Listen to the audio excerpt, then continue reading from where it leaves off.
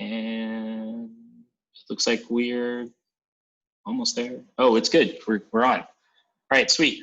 So thank you, Zahra, for patiently handling the fact that our technical stuff was a little off at the beginning. But so today's session as part of this Launch Online series is really going to be structured around sort of finding and communicating with your audience, especially as it relates to being or transitioning to an online business. So right now, especially with our current operating environment, there's a lot of people that may have had normal commerce and physical places, but now we're all trying to think about how do we reconnect with our audience online. Is there a way that we can build that separate channel?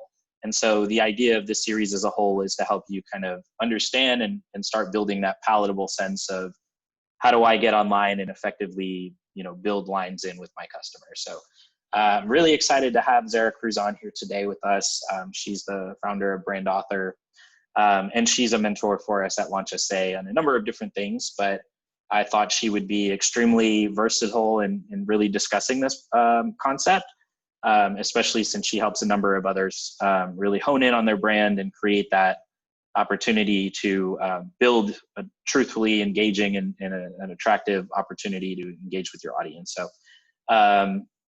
I'm going to go ahead and end my introduction right there. Hopefully it was okay, but I really appreciate you being on, Zahra. And for those of you that are watching on Facebook, thank you. If you'd like to participate, feel free to drop comments in the chat and I'll do my best to make sure that they get up here. And if you're, for you that are in the actual conversation here through Zoom, feel free. I'm sure Zahra will probably happily answer questions as well. So she'll go with that. So thank you. Thank you, Zahra. Awesome. Well, thank you for having me. I always have a really good time with you guys.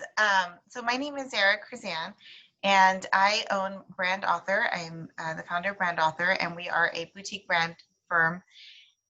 So the format today is, as usual, really, really lax.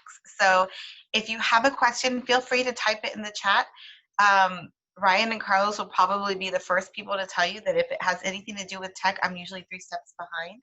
So if I don't see your question or your comment in the chat box, just feel free to unmute yourself at any time and just grab my attention and ask your question.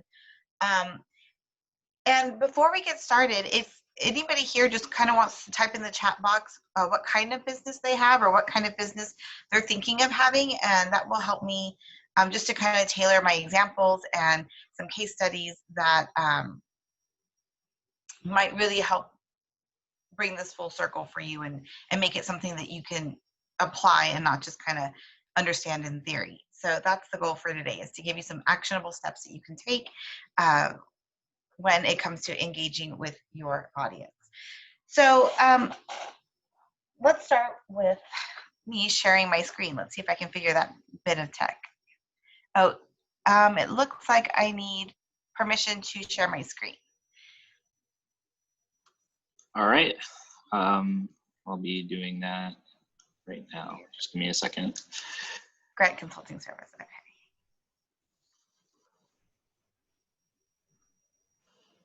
Okay. All right. Let me try this. I'm going to share that screen, and I'm going to share the sound too, because I know later I'm going to want to do it. Okay. Did it work? Can you guys see my screen? Yes. Awesome. Awesome. Okay. So building an online funnel. Now, since COVID, there's probably, oh, awesome. Thank you, Kish. Since COVID, a lot of businesses have either had to go from bricks and mortar to online, or they've just seen an opportunity or gap in the market and they've decided to move their businesses online or open a business online. And so sometimes when you're having to move online, especially in San Antonio, we have such a rich culture of connection and in-person meetings and one-on-ones and face-to-face. having to or being forced to move your business digitally kind of feels like you've been put in this great divide, you know, so this glass between you and the person you're trying to get in front of, and how do you cross that? How do you get in touch with them? Because the interwebs is just massive and crazy, and it is flooded and inundated, and you don't even know if your people are online and all that kind of good stuff. And so it becomes this very difficult and overwhelming task to get in front of your clients. So I'm here to tell you a couple things. About 96 of you, I will say that your audience, 96% of you, your audience is online. It's just figuring out where online they are and in what capacity you can reach them. And so that's what we're going to talk about a little bit today. Okay, so here's what we're going to talk about. First, we're going to take this really basic. What is a sales funnel anyways? I like to go through basic definitions at the beginning because there's a lot of online resources out there. And in a world of a ton of online resources, sometimes words and phrases and definitions can get a little muddled. So I just want to make sure that we're all going into this with the same understanding of what it is we're trying to accomplish or learn how to do. We're also going to talk a little bit about how do you know which type of funnel will work best for your specific business, and how do you understand that? And then how you can leverage the funnels to grow your brand. Okay, so very basic, simple objectives. Again, if you have any questions as we go, just feel free to hop in. And then at the end of this, Ryan's going to teach you and show you how to put this together in a physical way. So we're going to talk about theory together, and then Ryan's going to go and show you how to actually make it work, because that's always the question, right? What about the tech? And that's obviously not my strength. So I'm going to let people smarter than me handle the tech part of it. All right. So before we get into the meat and potatoes of it, let's just talk about building relationships and building your brand from the perspective of a brand strategist. So tell me if this may resonate with you in your experience.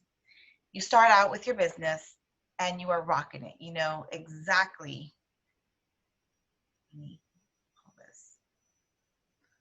you know exactly who it is. Whoops, not what I meant to do. Hang on, guys. If you'll bear with me for just a second.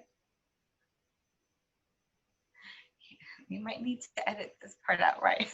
Okay, we're back online. All my notes are in this side. All right, so you start your business, and with that, you have a very clear vision of what you do and who you do it for. And now, can you guys see? I'm so sorry, but can you guys see the full screen version or the not full screen version? It looks like the full screen version. Okay, just want to make sure I'm showing the right screen. All right, so you start off with your business and you have a very clear vision of what you do and who you do it for, and you are rocking it. You are getting customers, people are vibing on what you do, they love it. And then we're gonna call these customers the who you do it fors, right? These are the people you do it for. And because they're so vested in your business and they love what you do and they want to see you grow, they start giving and offering helpful suggestions. And it sounds something like, you know what you should do, or if you added this, I would be here every day. Everybody in my office would be here. And so you get to work. You get to work producing these offers, these different spin-offs of your services or your products, because somewhere someone told you that it would be a great idea to do it. And you know, the idea is, of course, you know, it's all about the customer. We got to make the customer happy. Let's just start taking these one-off suggestions. And then what happens from there is you get into a situation where all the stuff you make doesn't get bought. All the services you offer don't get bought. And all of a sudden it starts to feel like everything you do is custom for whatever customer happens to be coming in, whether it's modifiers or, you know, proposals that take you 3 weeks to put together. it all just starts to get really cluttered. And what's worse is the people who promise they come and buy up all of your, you offer, if you did this, I come buy it every day. They don't show up. They don't come and they don't buy any of the things they said they would. And so it's becoming harder and harder for you to keep this business afloat. And your brand starts to become really cluttered. And because your brand gets cluttered, it's becoming more and more difficult to find your ideal customer. They're having a harder time finding you and being aware that you exist because there's a lot of noise in the way. There's all these one-off special, not quite what you do offers that you're putting out there that are making it really confusing. And it's really important to understand that because a lot of freelancers or small business owners feel like it doesn't really matter because they're small and no one sees it anyways. Nobody knows I exist anyway, so it's not really happening, but it is happening, and they do know you exist, and it's affecting how they're able to find you and identify themselves as your ideal customer. And so then your sales start to drop, and your marketing campaigns start to perform worse and worse. And so, raise your hand if you've ever had a marketing campaign that worked beautifully one year and you did the same darn thing the next year, but it just didn't work as well. Something happened and you're not sure what. It looks like it was all done the same way, but it's just not, it's underperforming. And so you start to get and so then you start to get the feeling that you know nothing about what your ideal customer wants. Like, I don't even know what they want from me anymore. I'm doing what they asked me to do, and they're not converting, and nobody seems as excited as they were when I first opened my doors. And then in walks the expert. So that's picture 2. So picture 1's the happy first year. Picture 2's the what the heck is going on here? I did what you asked me to do. What's going on with my sales? Now, picture number 3 is in walks the expert, and they're going to tell you what your customers want. They've got all the answers. And so you just kind of abdicate that responsibility to somebody else to figure out what it is that your customers want. And you just start throwing money at the problem. Money that, frankly, you may not have. And that's where it becomes problematic. So I'm here to tell you that it's your job to understand what your customer wants and needs. And it's the expert's job to show you or to implement the how. And that's oftentimes that blurry line of business owners where they either try and DIY everything themselves, but if you don't understand and you don't have the expertise and experience to implement certain tactics, then you're not really maximizing what you're doing, and you're not really getting the results that you want. But you also can't abdicate the responsibility of understanding your customers in any way.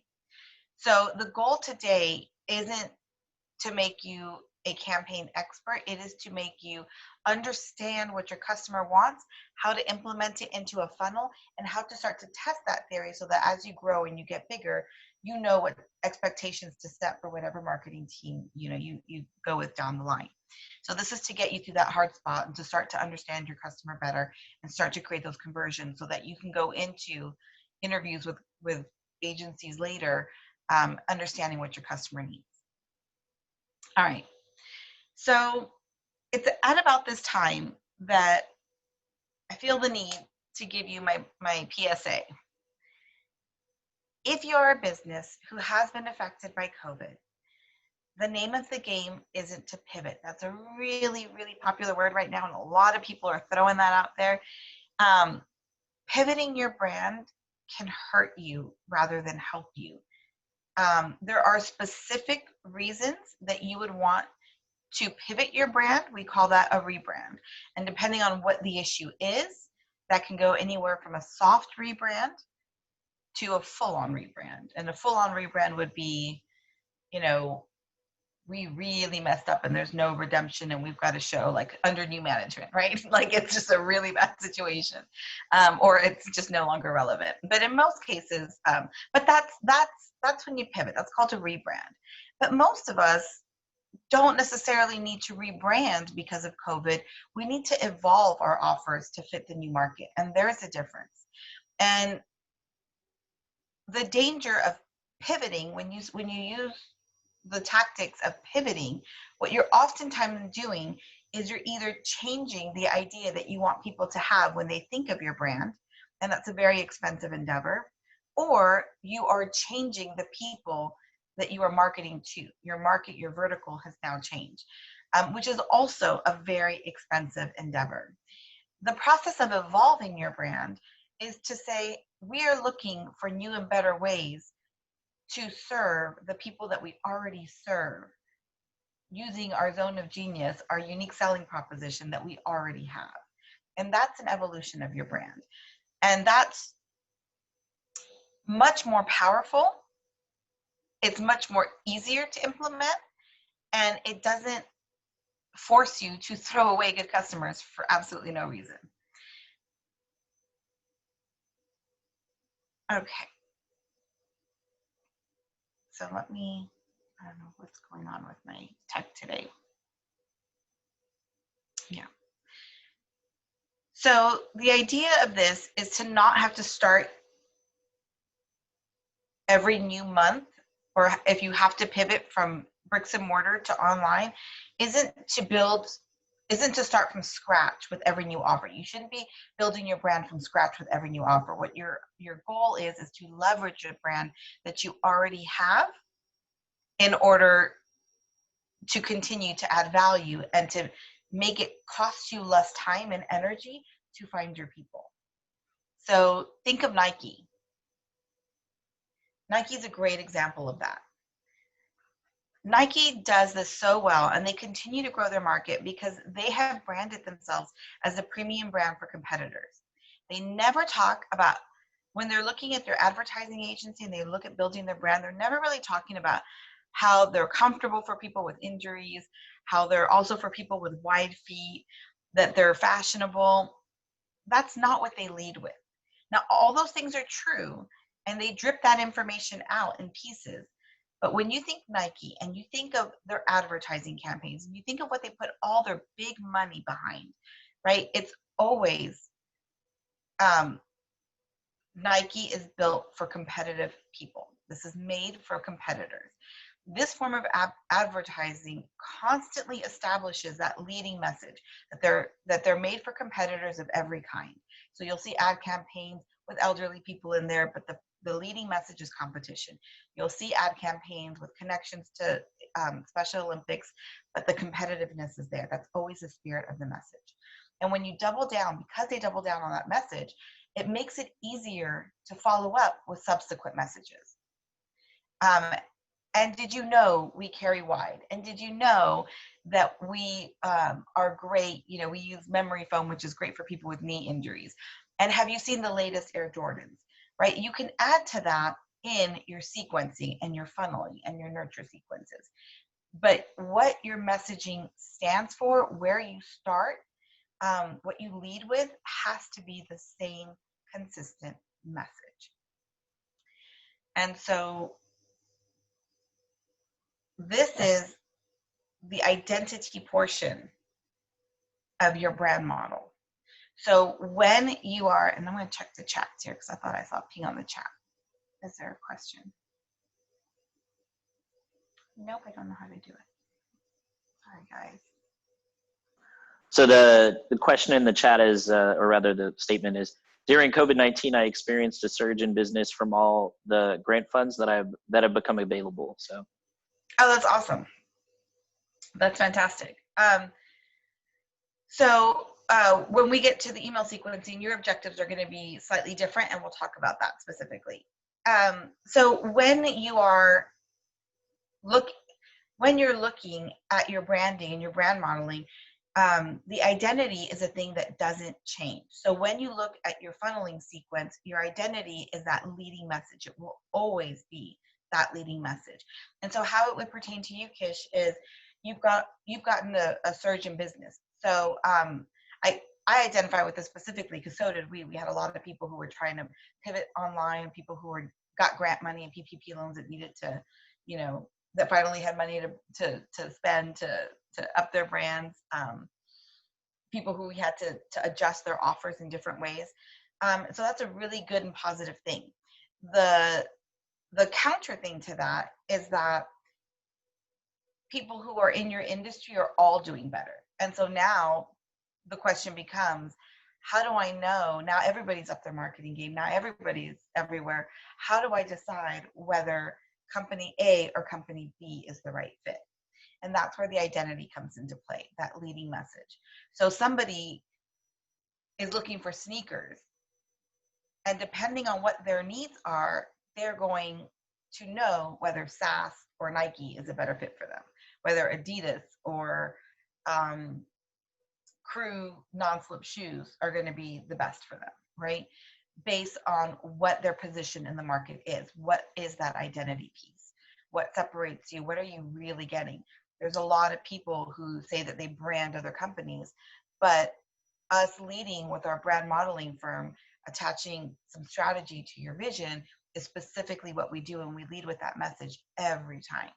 And so really it's key to get that identity piece down and on lock, so that that's what you're leading with, and that's going to help you eliminate and create that first little chunk of the funnel. So just to give you guys an example, this is kind of a fun thing that I like to do. Let me see if I'm going to show you an example of what that looks like in real life. Let's see. You guys can still, if you can't hear the screen, because I always fumble with this, just unmute yourselves and tell me, and I'll try it again. Can you guys see this? YouTube? Yes? Yes. Awesome. Just give me 1 second. Thank Sure. you. Sorry. Hey. Hi. 2 minutes. Thank you. Hi. Good afternoon. Sorry about that. Oi.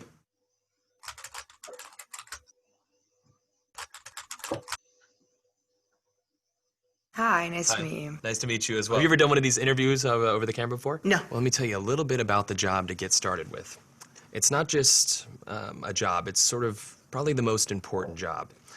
The title that we have going right now is Director of Operations, but it's really kind of so much more than that. Responsibilities and requirements are really quite extensive.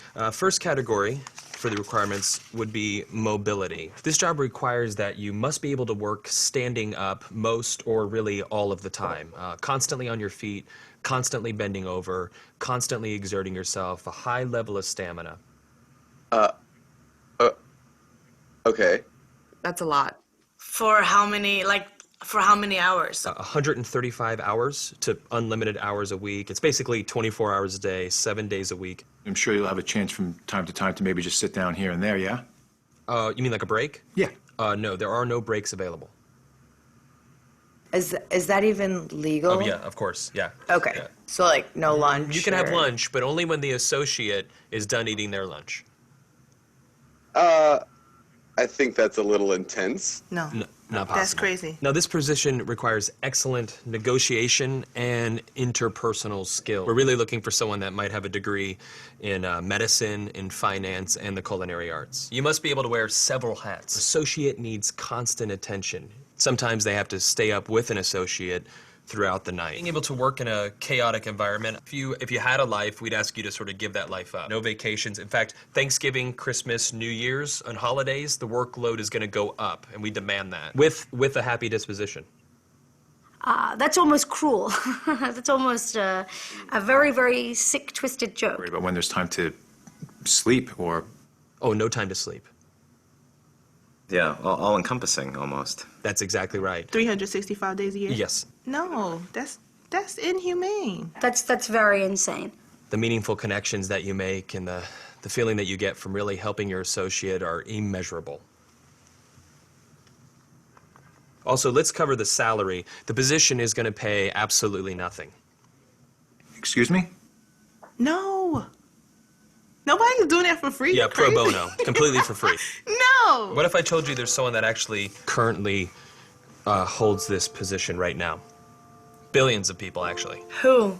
Moms. Yeah. Yeah. Moms. That's awesome. Oh. And they meet every requirement, don't wow. Oh my God. Moms are the best. Yeah, there's no pay. They're 24 hours. They're always there. Now I'm thinking about my mom. they? Yeah, and what are you thinking about her? I'm thinking about all those nights and everything. Thank you so much for everything you do. I know it doesn't seem like I appreciate all of it, but I definitely do. So, Mom, I want to say thank you for everything that you've done. I love you very much. You've been there through thick and thin. My mom is just awesome. She's awesome.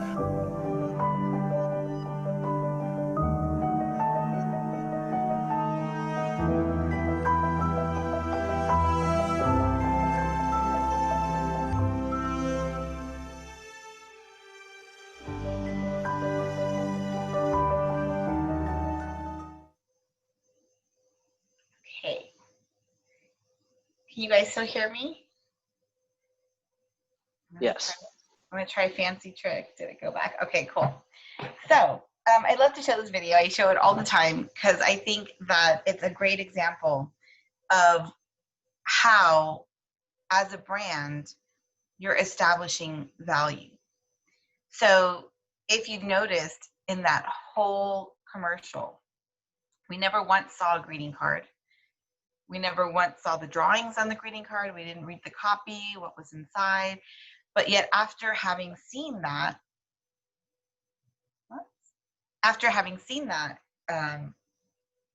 video, we all walk away with a very strong sense that American greeting card excels at evoking emotion. The tearjerker, right? And that's where its identity, that's where its market position lies in. That's what makes it better than the 99-cent knockoff you can get, the not American greeting card, right? And so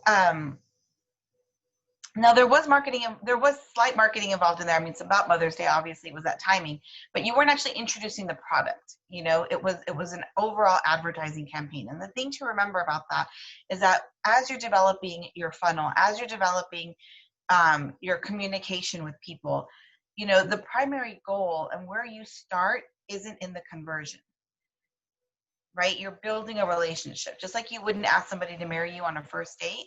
You start with coffee. That's the thing. You're building your value.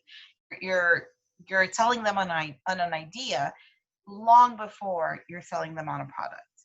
And that is where we leverage email sequences and nurture sequences to do those things, right? That's where we can really build that relationship, build that loyalty. And so before we got into it, I wanted to show you why it was so important, what it can do for your business, long-term as well as short-term.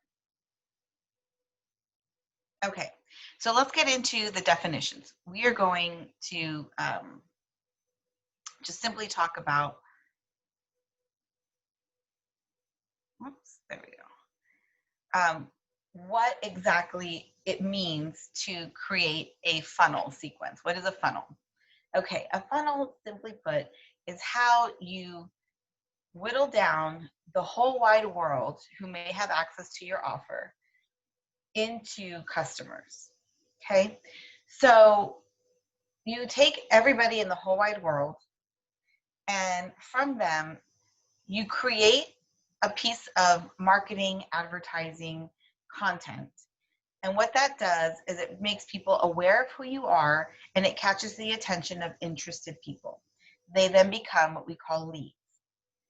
Now, when you have a lead, people who are generally interested, you continue to explain who you are and what your value is.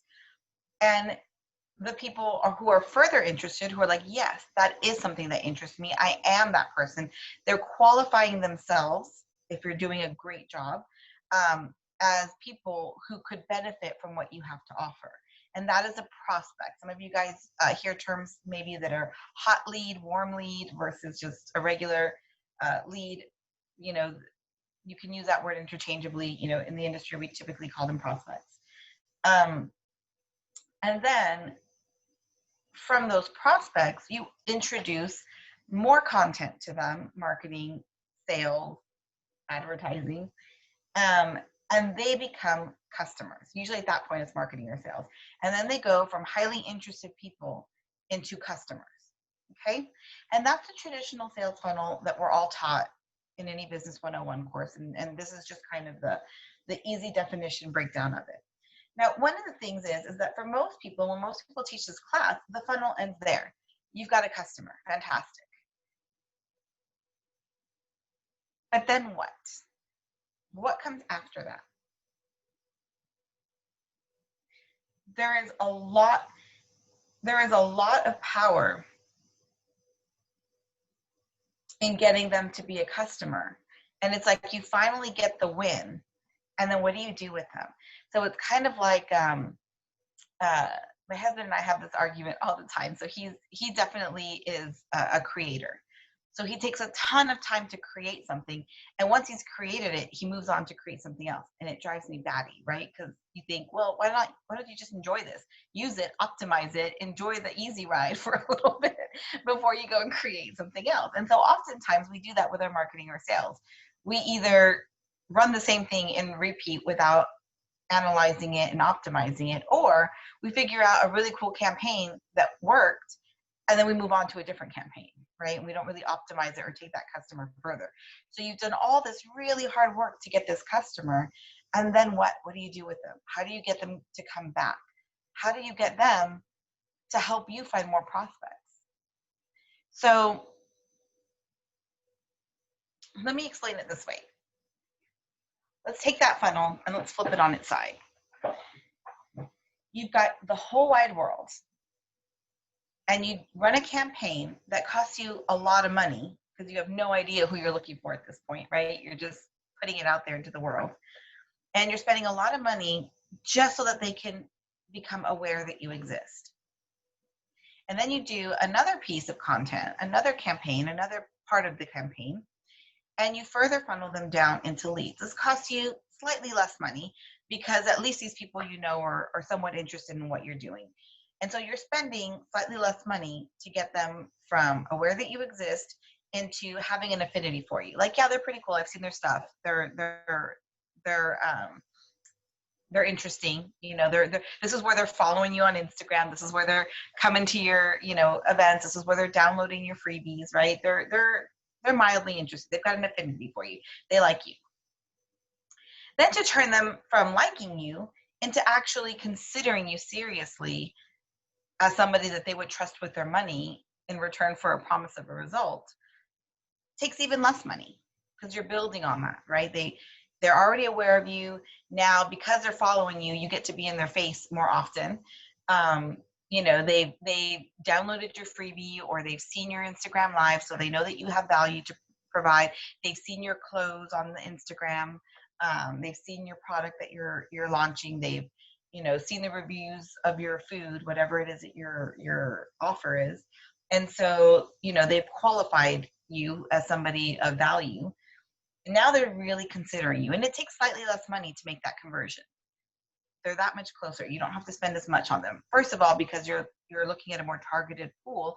And second of all, because you're building on a value that you've already established.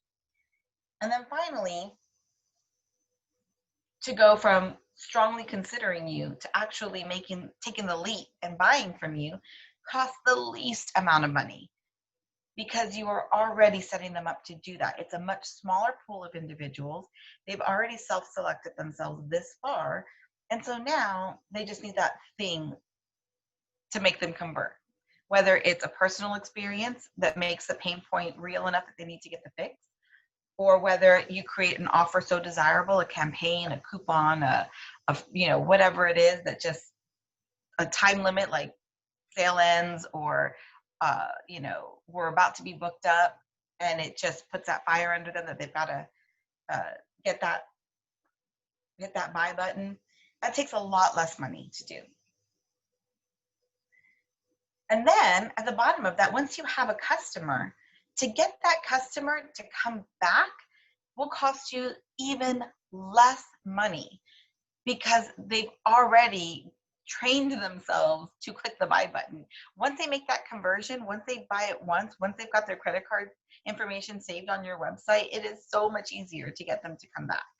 And a lot of times we just kind of drop the ball at that point, like, yes, I got the sale. Now let me go all the way back and spend a ton of money to find more people. And that's where, as small businesses, it becomes a struggle to survive, because small businesses are taught that the name of the game is to get everybody to know you and to work on volume first, when really your job is to maximize the value, the lifetime value of a customer. So if it costs you $10 to get them from here to here, then once you have them here, if it costs you $10 to make them become a customer, and say your product costs $20, that's great. But what happens if you can get them to spend $20 every month? Now that $10 isn't worth $20. That $10 is worth $240. Did I do the math right? Probably not. And that becomes much more powerful. And that's where creating that loyal customer zone is worth so much, and it's so much easier, and it costs so much less. The other thing is that once somebody has become a loyal customer and they constantly buy your stuff, what they're also doing for you is not only is the lifetime value of that customer skyrocketed, so your ROI, your return on your investment, whatever you spend on your marketing, skyrockets, but they're also going to do something else for you. They're basically going to be your ambassadors. So let's just say I go to Summer Moon Coffee, and I saw the post, it looked good, I saw the slow pour, I saw that they had this, limited time pumpkin coffee, and I was like, okay, that's it. I'm going to drive a few minutes out of my way to try it because I love pumpkin coffee, and that's what I'm going to do. So they go through, they buy the coffee, they become a customer. Now I get a thank you email saying, hey, happy hour for coffee tomorrow is at this and this time. Well, now I'm incentivized to come back. And now I'm building that habit of coming back. So then what happens? I have a call with the client, and they say, yeah, well, let's meet for coffee. I'm going to say, hey, because now I go to Summer Moon Coffee, why don't you come and meet me at Summer Moon Coffee? And now I've got a customer who is bringing me more business. Maybe you can do that with anything, them coming back and back and back. It's one thing if you use an accountant to do your taxes one year, but if you then use that accountant who did your taxes last year to now absorb your bookkeeping and now handle your payroll, and they're your people, and they're coming back and back and back to you, then when somebody asks you, hey, I need a bookkeeper, or hey, I need to get my taxes done, you're much more likely to recommend them because you do all your business with them. It wasn't just like, oh yeah, I used a guy to do my taxes last year. If I can find his information, I'll send it to you. No, these are your people. This is your guy, and you're going to refer him to everybody. And so when you build that loyal customer zone, you really maximize your business. That's how your small business creates that traction to really propel themselves, to really grow at an exponential rate.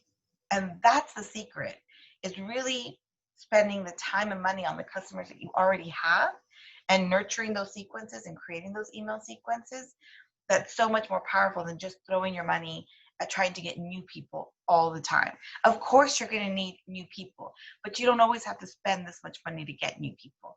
You can let your customers and your raving fans do some of that legwork for you and cut some of that cost for you. So does anybody, I'm going to take a pause right here because I want to know, does anybody have a question about this or a comment or an experience that they'd like to share?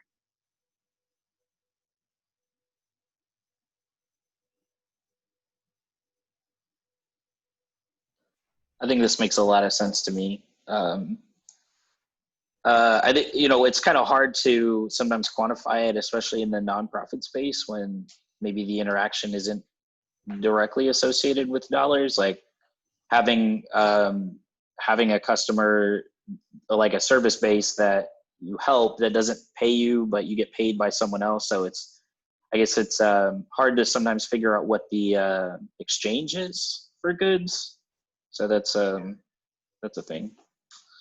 Yeah. So what I would say for a situation like that is creating those loyal customers is those people are going to create data and stats for you. So they're still going to refer more people to you. And so they hang out with their like kind, right? So let's just say a small business were to come to you and they're not paying you, someone else is paying you. But in your case, if you were having to go out into the world and find these small businesses yourself, you may have to run ads, you may have to, create a bunch of free stuff, do a lot of, events, and those cost money to get new people in all the time who will come in once and maybe do a consultation and then we never see them again. And so if you think about it, anytime you run a cohort or anytime you run a mini series, you have this from scratch marketing conundrum, right? Like, oh gosh, I've got to find all these new people. But if you could find a way to leverage those customers to where they come to you for a multitude of different things, then you're more likely to come up in their conversation.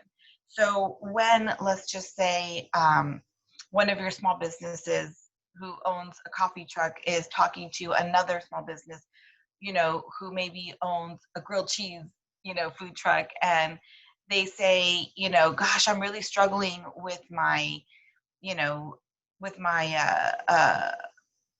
my marketing. I'm trying to get, something done and I just can't seem to get it.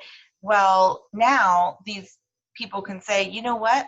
I've been through their Break Fast and Launch program. I've been through this program and they do a really good job. Let me refer you there.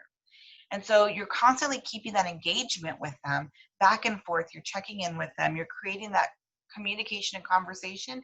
And so now you don't become just this commodity thing, but an actual value-based thing. So if you are, so let me put it to you this way.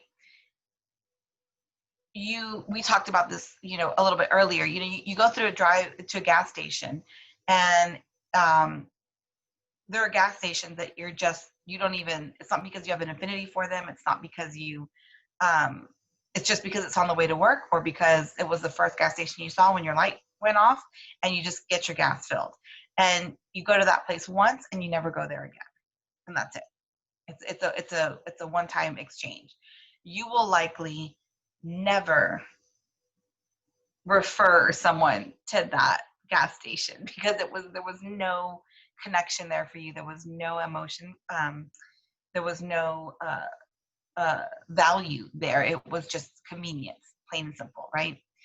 But then let's just say that you go to a Shell and you get the Shell card and you get the Shell points and you get free coffee and tacos and and they've built that affinity for you, and they send you, you get outside to put gas in your car and you see their commercials for, oh, they've got Tylenol and, certain things, that paper towels. And so, that's the place you go to every day. They're right around the corner from your house. Well, you're likely to refer that to someone. Say you've got company over and they're on their way home and somebody says they've got such a headache. Say, oh, well, the Shell right across the street, they've got Tylenol, because that's a continuous interaction that you have. And slowly by slowly, you're dripped information about this company, this organization that makes you more valuable. And you need to get to know a company in those layers to really be vested as a loyal customer. But there's a science to it. You can't lead with all the messaging, right? Have you ever seen or heard somebody's elevator pitch that never ends, right? Or they're talk about themselves, or like it's an intro or a bio or something, and they literally list everything they've done in the past 10 years. I mean, just a massive amount of information, and they try and throw all their value at you at once. You don't even know, you can't understand it. You can't make heads or tails of it. And so the funneling process is a way to prolong the engagement, and it's a way also to drip down your pieces and bits of your value in digestible bites so that you don't overwhelm them, and it brings more meaning for them. So it's kind of, we've all seen this in packaging or in messaging, right? When everything's on the label and everything's just inundated, there's just so much going on, it's almost impossible to see what's important, versus when you have a clean white space and you have one focal point and then another white space with a focal point. There is a method to that, and that's what funneling and that's what sequencing is meant to do. It's meant to tell your story in a digestible way, and understanding and testing the sequence of that story to see what's going to get you the best and the most consistent conversions. And that's what the funneling process is all about. So let's talk goals. Okay. So now we've established what the point of funneling is. What does it do? How it helps you to really leverage your marketing. Now, how many of you, just show of hands, or you can type in the comments. I think I figured out the chat box now.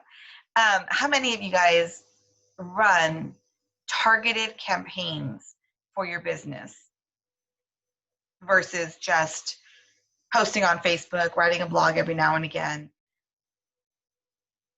sending out like holiday or event-based promos? So we're going to talk today about creating the campaign, because creating a campaign is a way to organize your marketing and your sales and your advertising efforts. And I'm an OCD nut, so you would have me sold it just because it gets to organize them. But the reason that that's so powerful is that when you organize them, you can now test them, measure them, and then optimize them. And so what that allows you to do is get smarter as you go, so that you're less lost in year 2 of your business than you were in year 1 of your business.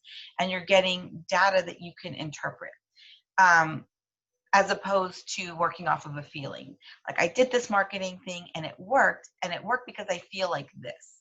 Or I had a conversation with 1 or 2 people and they said this, versus looking at data and interpreting it. And that's really powerful. It prevents you from guessing.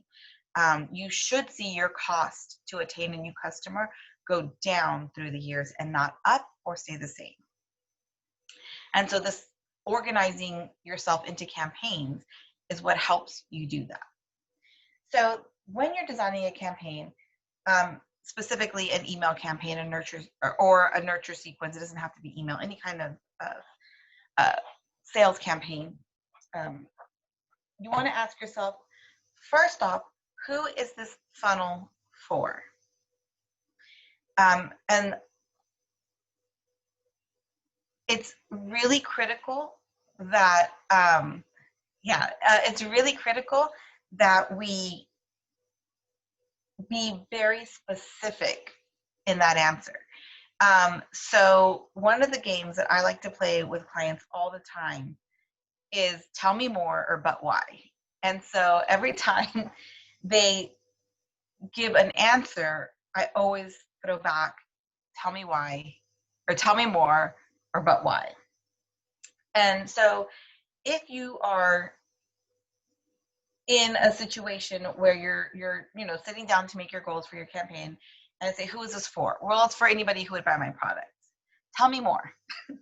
Who would buy your products? Well, these and these people. Well, who has bought your product?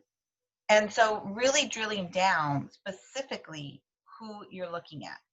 So in marketing, we break down our audience into what we call verticals.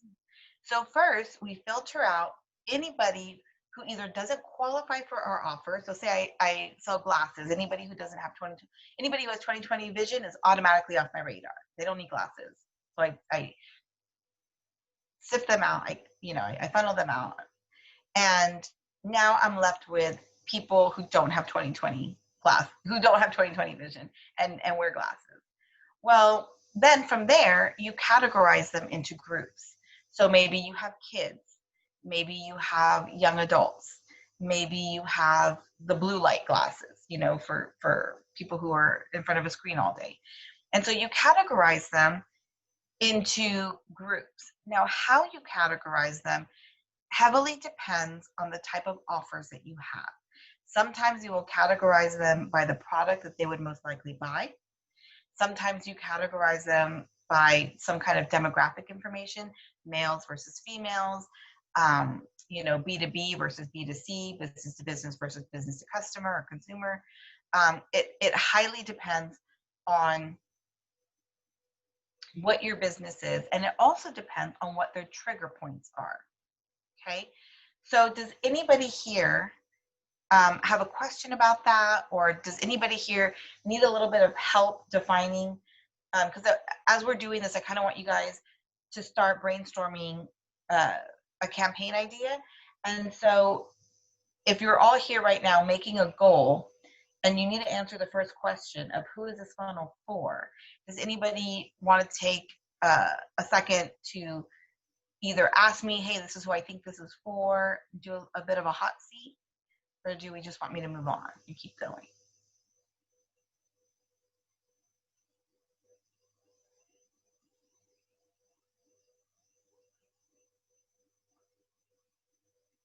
Okay, I'll keep going. So you really want to define who this is for. So for instance, for us, an example would be, we work with companies that are just launching. They've gotten some kind of seed or investment money, and it's contingent upon them putting their brand together. And that's one vertical. So they're newbies and they're in the launching phase, and they've just gotten investment money. And then we have another vertical that we categorize, and that is the rebrand. This is for the company who's been in business for about 2 years plus, 18 months, 2 years range. And they have, they're in that hard place. They're ready to scale, they want to scale, but they need to clean it up and edit their brand and get really clear on who they are. They've been testing a bunch of things, and now it's time to decide who they're going to be in their space and get a clear identity. And then we have a third vertical that we deal with, and these are people that have been in business for years, sometimes, you know, generations, and they've seen a big change, whether they've completely rebranded, whether they've just let it go too long and they're no longer relevant, or maybe it was a generational thing where there's, you know, a father gave the business to the son and the son wants to revamp, or, you know, sometimes it's stakeholders, you know, all the partners, you know, got swapped out. And so now there's, you know, a need to look at the brand with fresh eyes. So those are our three verticals that we work within. And we chose those because they had a common denominator. They needed similar types of help. And the messaging that we were going to use to attract them was going to be similar. And so we made that choice after we did a big brain dump. So we started to write down all the types of people who we'd helped in the past, and who we would like to help. Who we'd helped in the past that were people that were good customers, and who we would like to help. And we could have divided it up in one of several different ways. There was the, you know, should we do it product versus services? Should we do it, you know, restaurant versus restaurant bricks versus, you know, like, which is kind of a hybrid versus digital companies, all those kinds of things. But when we tested it, it didn't make sense to divide those as our verticals. And I'll give you an example of why. And I'm just using myself as an example because sometimes when you talk in theory, it, you know, it sounds really good, but it doesn't make sense and you can't apply it to your own business. So, you know, when we thought, okay, well, we could do it and divide it in two verticals, which is products versus services. So, you know, consultants, coaches, spas versus sunglasses and jewelry and food manufacturing. But that didn't make a lot of sense because depending on where they were in business, they were going to need different help. They were either going to need help in creating their identity, or they were going to need help in significantly editing their category, or they were going to need help in significantly scaling their category. And so if I were talking to product-based businesses, my messaging would have to be kind of all over the place, and it wouldn't allow me to lead with a singular message. And so that made that kind of categorization not work. And so then we went on to the next one, and then the next one, until finally the one that worked for us was what stage they were in business. And that allowed us to create and lead with a single impactful message for each. We could create similar messaging, and it was going to work for everybody in that category. And so when you are answering that question of who is this funnel for, I want you to play with different organizational structures. So you can do it on a whiteboard, you can do it however you like, I'm a visual person, so I got to draw it all out. We do it whiteboard style. And we test it out. Think of it very much like if you're reorganizing your kitchen and you're trying to figure out, do the spatulas go on top or the serving spoons? Like, how do you organize your different drawers in your kitchen? And sometimes you just got to play with it and then think it through. Like, okay, if I divide it like this, then functionally, does it work? And if the answer is yes, then you've got a great vertical structure. If it doesn't, then scrap it and go back to the drawing board. Is that clear? Does everybody understand what we're doing here? Yeah, that makes sense. So then the second thing, cool, thank you. Okay, so it's really hard when you can't see people's faces because you can't tell if you're losing them or not. So I want to make sure I'm saying I haven't lost anybody. All right. So now you've picked a vertical. So let's just say you, let's see, we'll continue using me as an example. That way I don't further complicate it by a bunch of other random examples.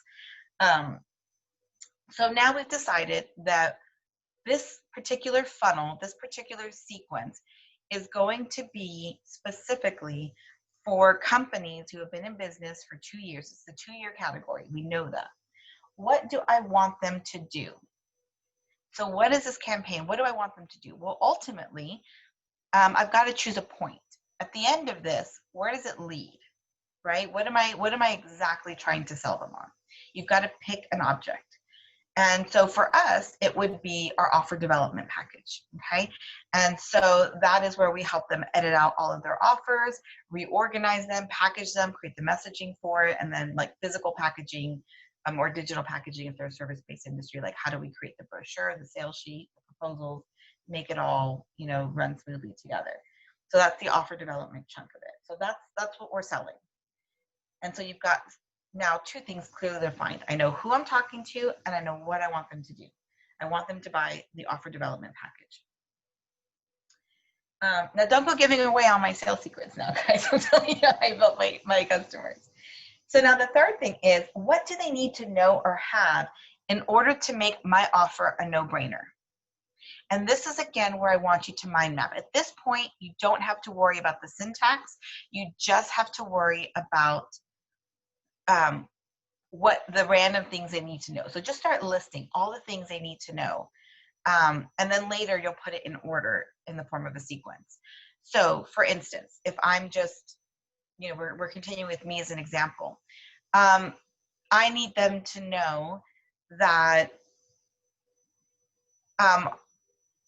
so some of the things that I would need to know if they have a no-brainer. Okay, so one thing is that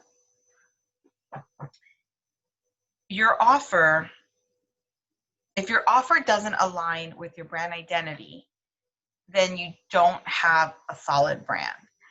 So if Nike didn't produce and perform the way they were meant to perform, if that American Greeting commercial didn't actually make you want to cry, it falls flat.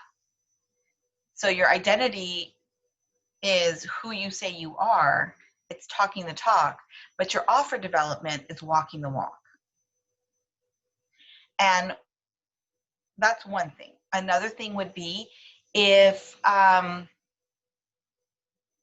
you spend a lot of money on marketing and advertising and getting people to your landing page or to your website or to your front door. But if you don't have your offers organized in a way that's intuitive, simple, and easy to convert, you're actually talking yourself out of the sale. It's why the clearance racks are in the back of the store and not the front of the store. So if I go to your website and I'm instantly introduced to 150 things that you're selling me, I'm turning around and I'm walking right out that door. And so you spend so much money to get them to your website.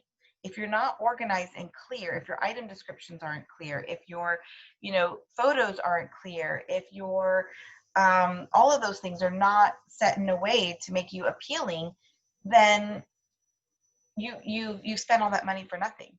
I love it when we look at an SEO campaign and they say, oh, well, we're getting your leads for you for $2, but then the bounce rate's 90%. Well, it's not doing you a lot of good. So start jotting down, what do they need to understand to make me a no-brainer? What separates me from my competitors? What thought reversal, what aha moment do they need to have to get that this is what they need to see the transformation they've been looking for? And so start jotting all that down. Right now, like I said, order doesn't matter. We're just looking for brainstorming. We can always edit and arrange later. I never try and edit as I write, because you will just edit away all of the genius, all the gold. So just, nobody's seeing it. I call it the word vomit. Just, spew it all out, and then you can always go back later and edit it.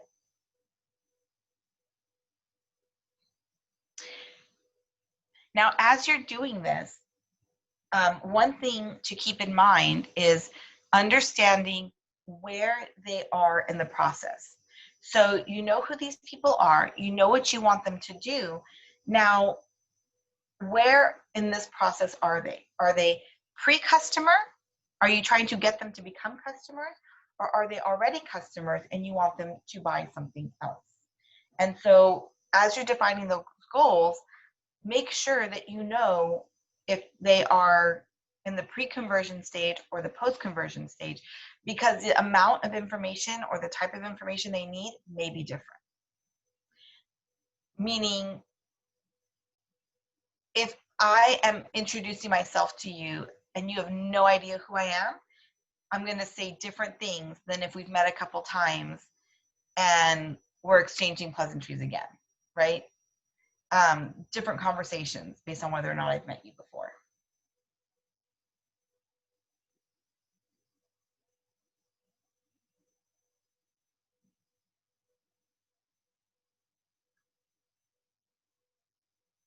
Okay. Any questions so far?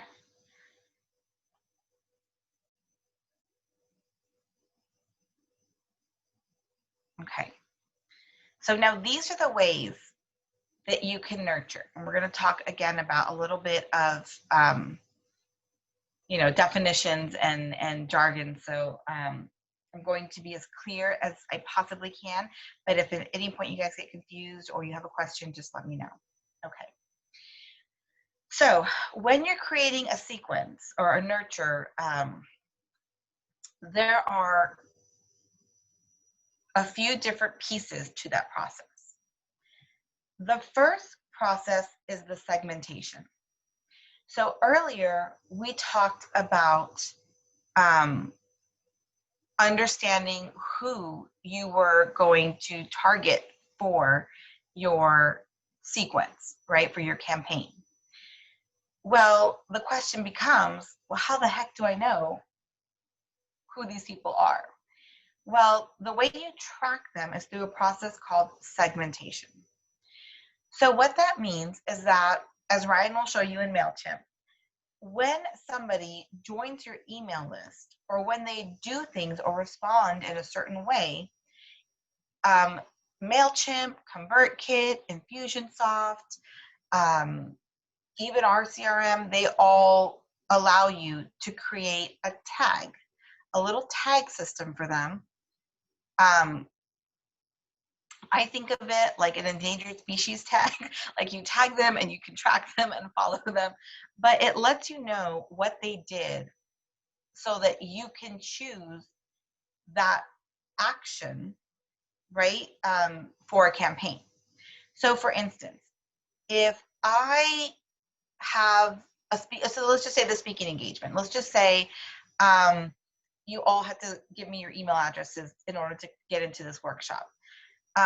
What I can do is, as soon as you give me your email address and your name, I can set a segmentation, a tag, to go onto your name and email address automatically that will tell me, branding and funnel workshop. Or / and speaking engagement. And so what that allows me to do is it allows me to understand who you are, and when I'm creating an offer, I can tailor it for that person. So let's just say I do 10 of these speaking engagements. And then I go and I do these, and they're all pro bono, and they're all for these nonprofits. But then let's just say in 6 months, I decide that I'm going to host my own event, and it's going to be a live event and catered with great speakers, and I'm going to charge money for it, and I'm going to go and do that. And I'm thinking, who can I market this to? And I say, oh, I know, people who have gone to speaking engagements that I've been at, because they've heard me speak, they like what I had to say, and they're probably more likely to come back to hear me speak.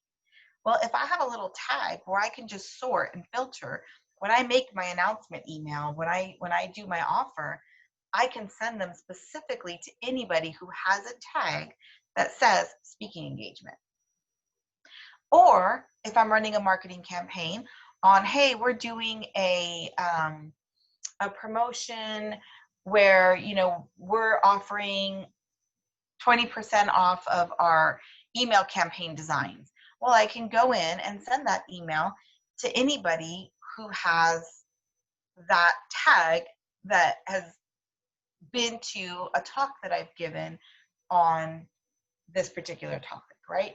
So it's a way for you to be able to qualify your leads further, to go with people who will likely take you up on a specific offer. And so that is what segmentation is. It's the process of labeling your verticals, labeling the things that people are doing and assigning them value. Now, here's the trick with segmentation.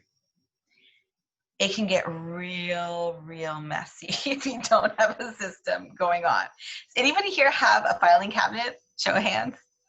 Or type a Y in the comments, whichever is easier. Anybody have a Dropbox that they use? Digital filing system? Yeah. So when you just start, Google Drive. We just moved from Google Drive to OneDrive. And oh my goodness, the things we find in these in the dark corners of our digital filing systems. Yeah, it's horrible. And so, but usually what happens with that? You get a piece of you get a document, physical or digital, and you need a place to stick it. So you, a la minute, create a file name, and you randomly create a folder and you stick it in there. And it just keeps growing and growing and growing and growing. And there's no rhyme or reason to the system. And so then later when you're looking for something, it's like, would I have put that in presentations? Or would I have put that in marketing? Or would I have put that in launch essay? Or would I have put that? And it's, really confusing. And the same can happen with your tagging system. If you've ever followed anybody who does organizing, they always tell you create the system first. And it's the same thing with your segmentation. Determine what are the things that are valuable for you to know and create your file labels and your folder labels before you ever assign them to individuals that come through your funnel. So design your system. You know, it's the same thing. We did the same thing with our, oh, I don't have it now. I think I finally have it committed to memory. We did the same thing when we did our G Drive, where we had a filing system. This is, you know, we categorized everything. We gave it a naming structure. That way, even if it accidentally got moved into the wrong file folder, if we typed in a certain word based on the naming structure rules, we would always be able to pull it up and find it. And our tech guy actually taught us how to do that, which was amazing. But that's what you want to do for your segmentation. List out all of your folder labels, list out all of your segment. What are the things that you really want to keep track of, and what is the best, what makes sense organizationally on how to keep track of that. And then once you do that, whenever you create a campaign, you know what kind of tags you're going to assign them. And that way it doesn't get crazy and out of control. And, you know, there's just way too many tags to keep track of. But that's your segmentation. The second thing you want to keep in mind is the automation. So the segmentation is the organizational way, the way that you organize your people that are going to go through the funnels. The automation are the triggers that you set. And again, you know, Ryan's going to go through that with you. The triggers that you set to say, if this happens, then this happens. So if they give me their name and their email address to sign up for this webinar, they're getting a tag. It's going to automatically assign them a tag that says webinar. And then it's going to automatically send them an email with a confirmation. And then 2 days later, it's going to send them an automatic reminder before the webinar. And then the day of, it's going to send them a 5-minute warning that the webinar is coming up. And then after the webinar, it's going to send them a link to the replay. And so you can set these automations to do whatever you want them to do in whatever time sequence you want them to do it. And you can trigger it by an action. You can trigger it by an event. And the trigger can be an action or an event too, meaning the trigger can be either just internally they get a tag, or it can be an external thing where you send them something or give them something. And so that's the automation. Now, the third is the sequence. And the sequence is the formula for the campaign. What comes first, what comes second, what comes third, and what does that look like? That's the actual meat and potatoes, the content of your campaign. Is that clear as mud? Yes? Sort of? Oops. Okay, cool. So, with this, ways to nurture, there's two things that you want to bear in mind, and that is the type of sequence that you're creating. There is a drip campaign and there is a nurture campaign. And so the easy way to remember the difference is if you're running a drip campaign, this is a campaign that's typically done for people that are, whoops, let me go back up, pre-conversion. So this is something that you send out to anybody. So anybody who did this gets that, right? It's a very generic, it's a mass campaign effort. It's when you run a Facebook ad to a sales page. It's when you, you know, offer a webinar to sell a course. It's if you run a coupon to sell a shoe, right? It's everybody who does this does that. The difference between that and a nurture campaign is nurture campaigns are typically done post-conversion. Now, conversion can mean a sale, or it can mean that they've taken you up on an offer. So, and a nurture campaign is something that is customized to the individual. So, I will give you an example of that in full swing for my industry, and then I'll give you another example. So, an example of that would be I'm running a Facebook ad campaign for a webinar, and we just went over what that looks like pre-conversion. That's a drip campaign. So anybody who clicks on the link and gives me their email address is going to get this sequence of stuff.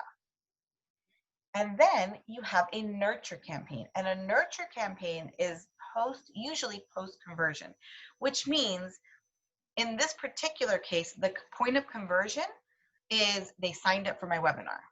That's the point of conversion. So now they're a customer, right? Or they're at least one unit in further. We call that a conversion.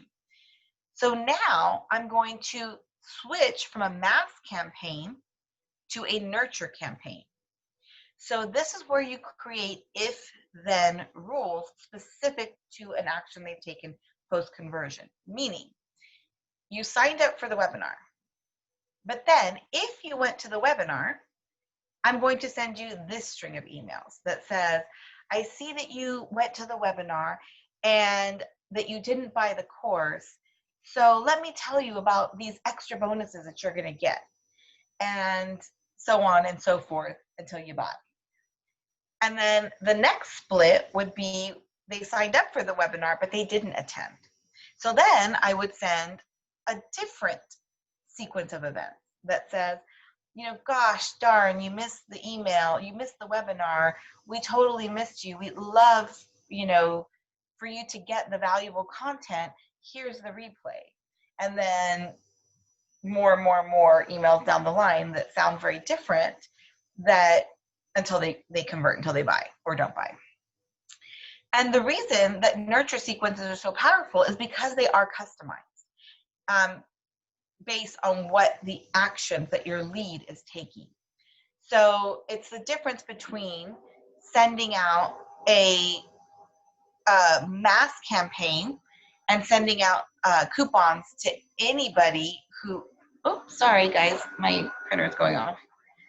It's the difference between sending out a mass campaign, a coupon to anybody who could come to your restaurant for, you know, buy one, get one, versus going to a customer who's already been to your store, who's already been to your restaurant and saying, hey, you know, based on the fact that they buy coffee there, you know, 3 times a week, saying, hey, here's a coupon for coffee because we know you love our coffee.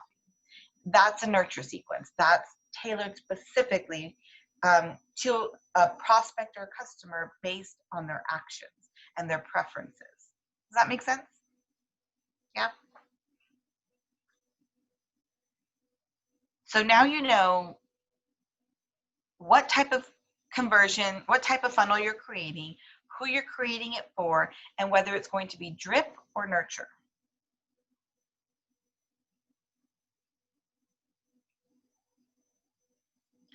Now at this point in the juncture, you want, now that you know what type of campaign you're doing, and now that you're putting together your sequencing, now this is where you take that thought process, that mind map that we did, that not mind map, I'm sorry, the brain dump that you did of what do they need to know or understand to make you a no-brainer, and we start to arrange it in order. If they were sitting across the table from me, how would the conversation flow? And that's how you want to arrange your content. That's how you want to arrange your sequence.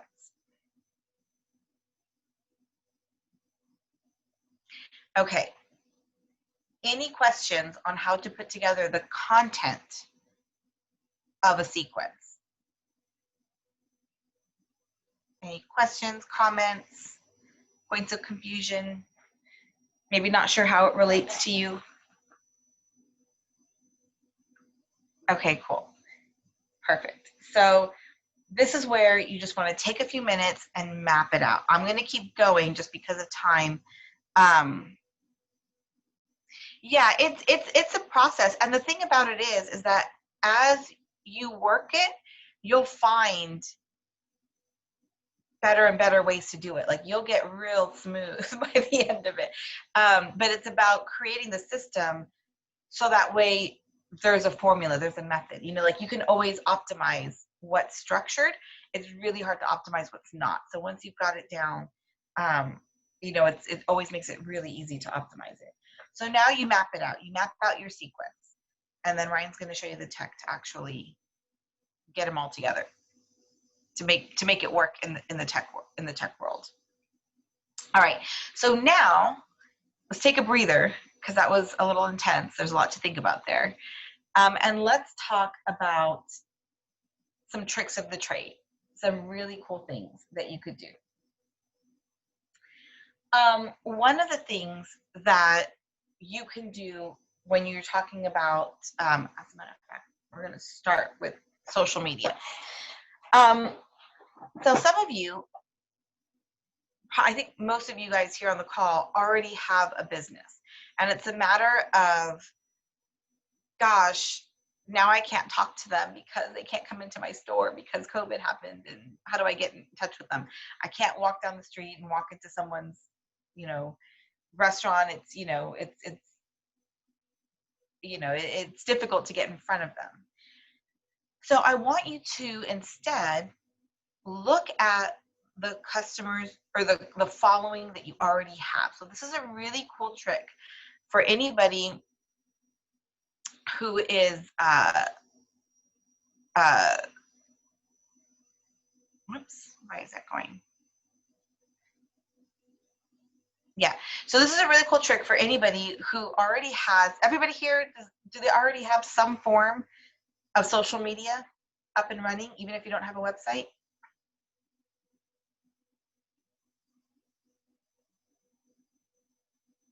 Anybody have some kind of digital presence? Okay, cool. You just type a Y in the comments or just do like a hand raise or a thumbs up or something. So there is a lot of unutilized engagement on your social media. So a lot of people think, well, I don't have any emails. Here's how you get emails. You create a process to convert your social media into your email list. Now, there's a couple ways that you can do it. You can, if you're on Facebook, Instagram, you can go into you can use Linktree, or you can just put it in your bio if you've got the space, but usually you have to use a Linktree. And you have a lead magnet right in there. So, you know, I'm not sure what you do, Anna, but I know everybody else here is in the service industry, and so it could be, here's a PDF, here's an MP3 of some content that I'm going to give you in exchange for your email address. So that's the first step in the cycle.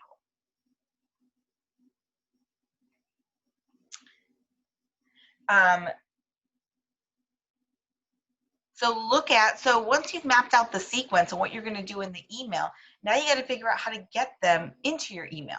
So what does that look like? Where are you going to go to get them? Most people already have at least a few followers. And so go into your those LinkedIn, and those are passive ways to do it. Now, here's how we do it, and we've done it for a lot of our customers, our clients, and it works tremendously well, is use the direct messaging, whether it's Facebook messaging, whether it is Instagram messaging.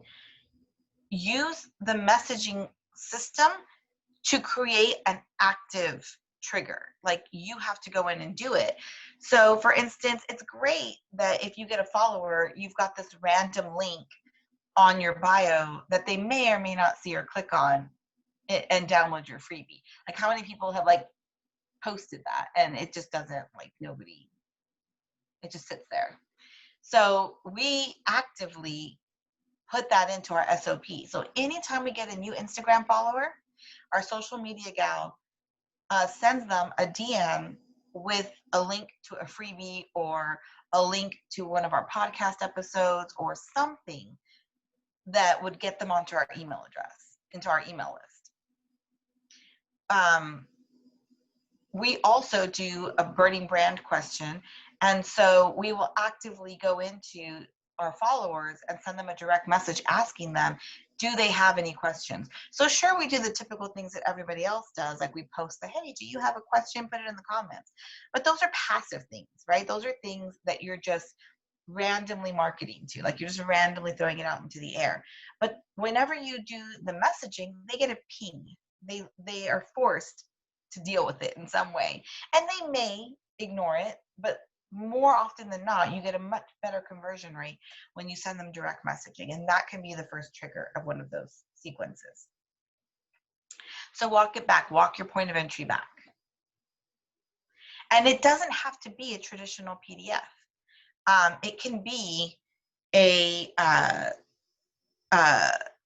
video, it can be a live, it can be a audio, an MP3, you know, just a voice recording of something that you did. It can be anything, but what you're looking for is that point where you can get them onto your email list. Another thing that you can utilize, is your website on the little, hey, let me ask you a question, how can I help you? Having links and stuff ready for people, like, hey, for more great information like this, or hey, to book an appointment, here's a link to our calendar, and get their email address, capture their email address.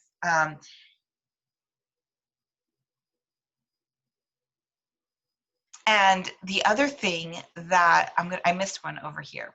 For those of you guys who are in the restaurant industry, you can do a type of coupon. So like, say somebody follows you, you could say, hey, here is a coupon or something, you know, that here's a link to a coupon you can download for yourself.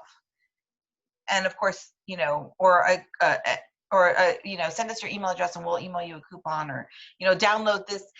Usually it works better if you say download this coupon and then you have to give them their email address and then they send it to you to download it.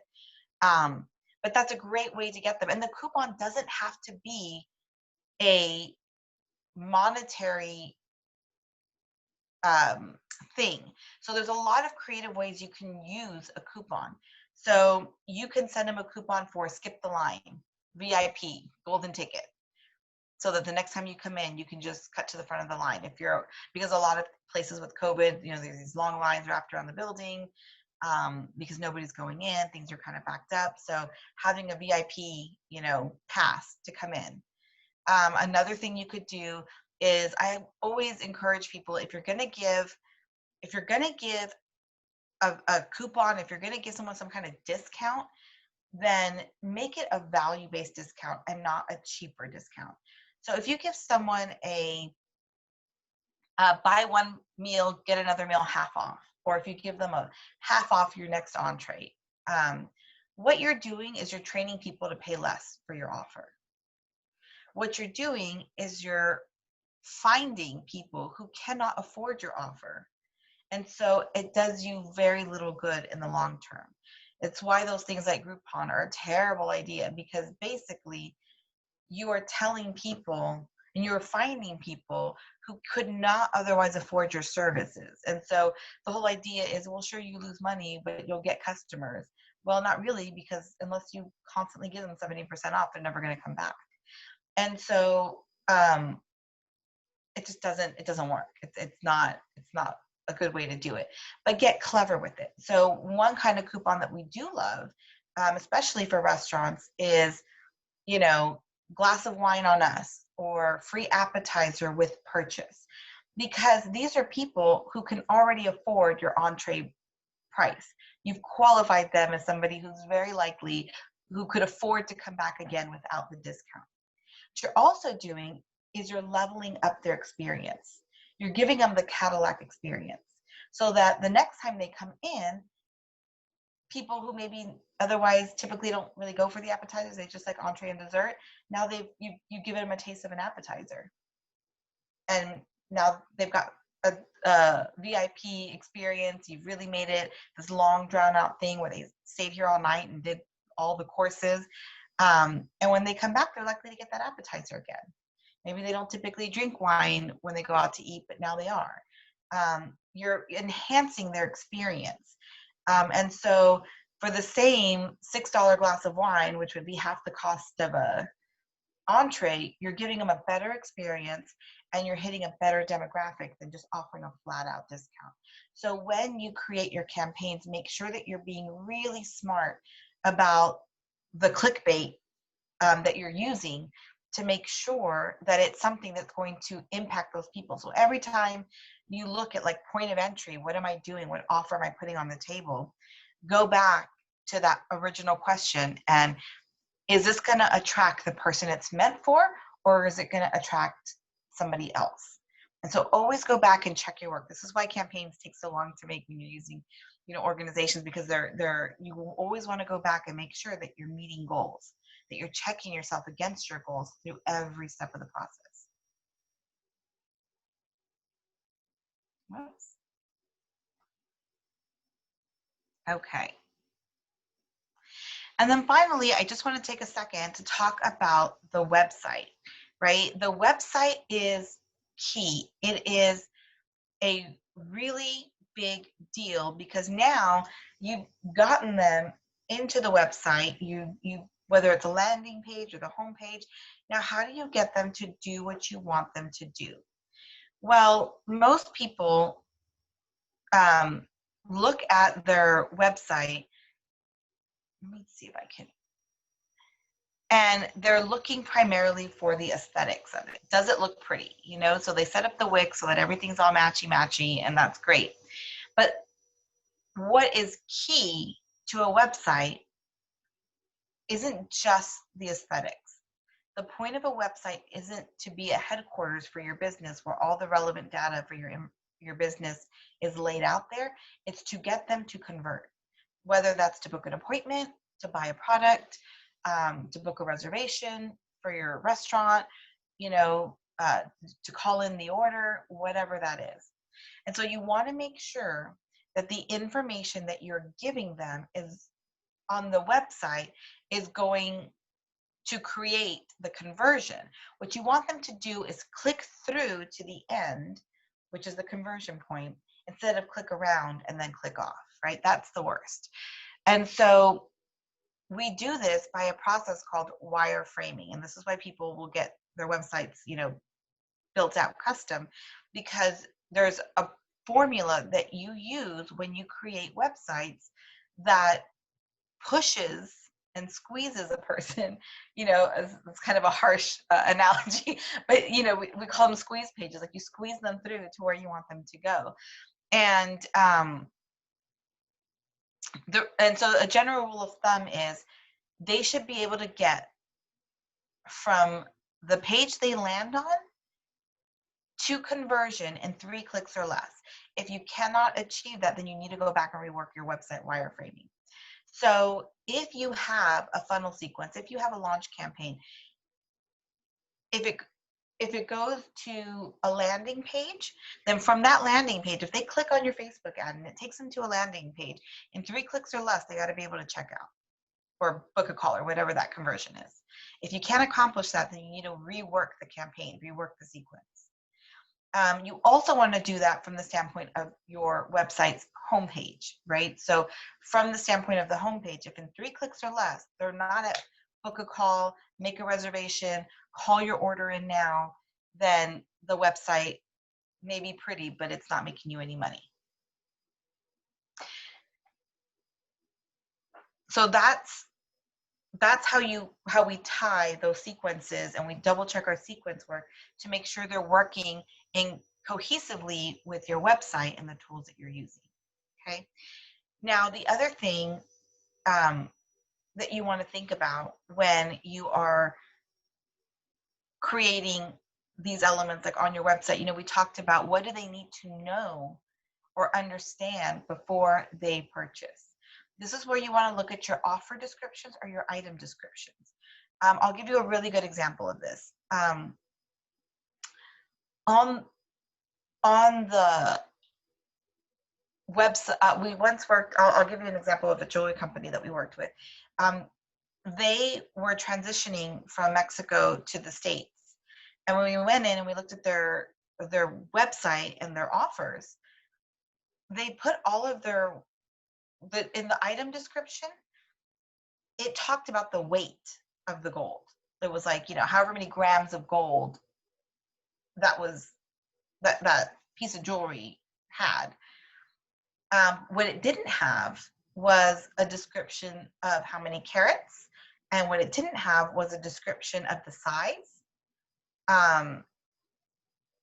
or like the dimensions of it.